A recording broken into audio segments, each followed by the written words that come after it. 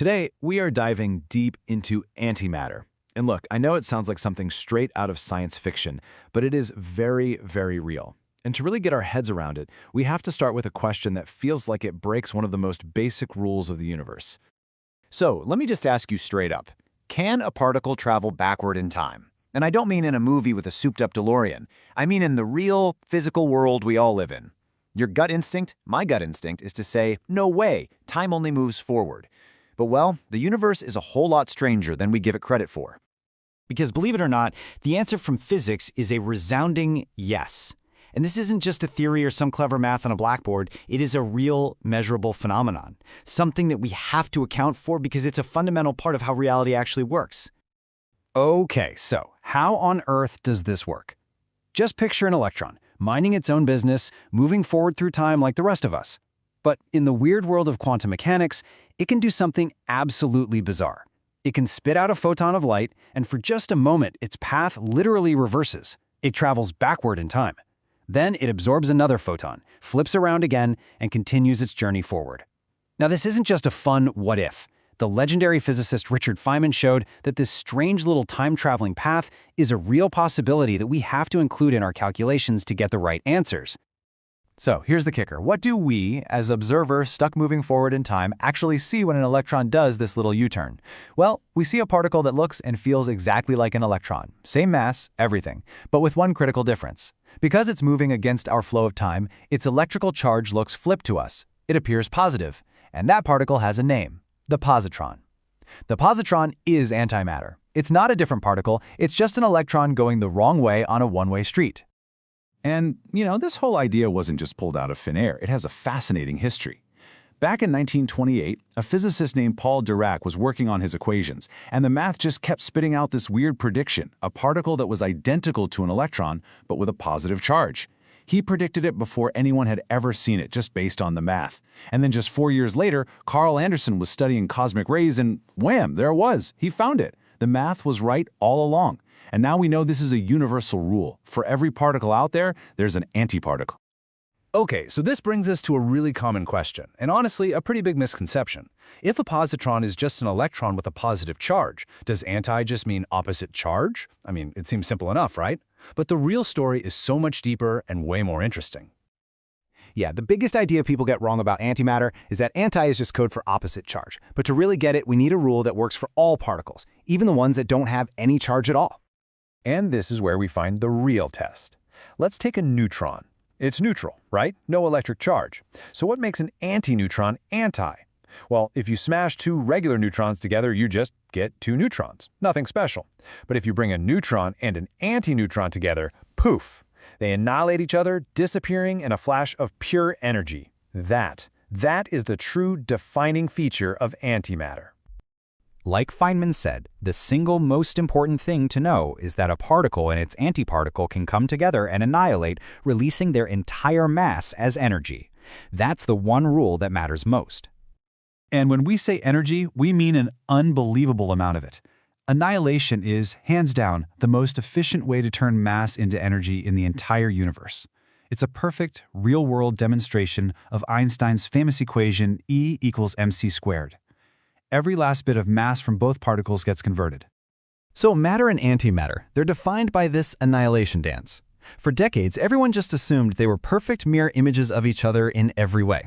But then, in the 1950s, an experiment revealed a totally unexpected crack in that perfect mirror. This was the cobalt-60 experiment. So scientists took these radioactive nuclei and got them all to spin in the same direction, kind of like a bunch of tiny tops. As these nuclei decayed, they shot out electrons. Now, you'd expect the electrons to fly off in random directions, right? But they didn't. Not at all. They overwhelmingly flew out in one direction more than the other. The conclusion was just shocking. The universe is not perfectly symmetrical. At a fundamental level, it actually knows the difference between left and right. The mirror was broken.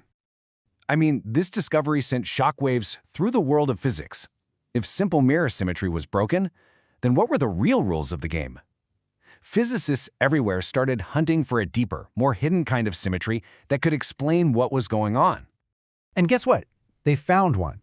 The symmetry wasn't gone, it was just more clever. What they discovered is that if you flip two things at the same time, If you swap matter for antimatter and you swap left for right, then the symmetry snaps back into place perfectly. So a left-handed antimatter experiment will look identical to a right-handed matter experiment. It's this beautiful combined symmetry. Okay, so what's the point of all this left-handed, right-handed stuff? Well, this hidden rule isn't just for physicists. It actually gives us a wild solution to a really weird problem. How would you describe left versus right to an alien civilization on the other side of the galaxy? All right, get this. It's a thought experiment, but it's amazing. We could radio some aliens and tell them how to do the cobalt-60 experiment. We'd say, hey guys, see that direction the electrons prefer to fly out? Around here, we call that left. So they do the experiment. If their left is the same as our left, awesome. We're all made of good old-fashioned matter. But because of this hidden symmetry, if they're made of antimatter, their result will be the exact opposite. Their left will be our right. And that means if we ever meet them in person and they offer what they call their right hand, we absolutely, under no circumstances, should shake it. Because annihilation. Now, I know this seems like we've gone on a huge tangent with broken mirrors and alien handshakes, but this whole journey actually brings us right back to that single, mind-bending idea from the very beginning, the particle that makes a U-turn in time.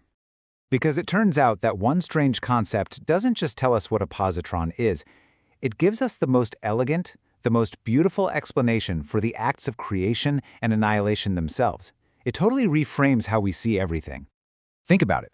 We see something called pair production, where an electron and a positron seem to pop into existence out of pure energy. But what if that's not what's really happening? From this time travel point of view, what we're actually seeing is just one single electron that has always existed, making a sharp U-turn in its path through time. The positron isn't a new particle at all. It's the same electron, just on the part of its journey where it's heading backward in time.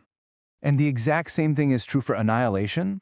What looks to us like two particles colliding and vanishing into a puff of energy is really just that same electron's path making another U-turn, doubling back to continue its journey forward through time with the rest of us. There's no creation, there's no destruction, there's just one particle zigzagging its way through time. So the big, mind-blowing takeaway is this. From this deeper perspective, the creation and destruction of particles are just illusions. They're just artifacts created by our limited, one-way street experience of time. The particles were always there. We're just seeing them change direction. Now, I know, this sounds completely nuts, like truly bonkers, but here is the most important part. This seemingly crazy idea that particles can travel backward in time is the absolute bedrock of a theory that has made the most stunningly precise and accurate predictions in the entire history of science. The math that's built on this picture of reality works. It just works, to an unbelievable, almost perfect degree. So, what have we learned? What's the final takeaway? Antimatter isn't some weird, exotic, opposite stuff from a mirror universe. It's actually much simpler and, I think, much more profound. It's just ordinary matter, the same stuff you and I are made of, just taking a different, temporary path through the dimension of time. And that leaves us with one final thought to chew on.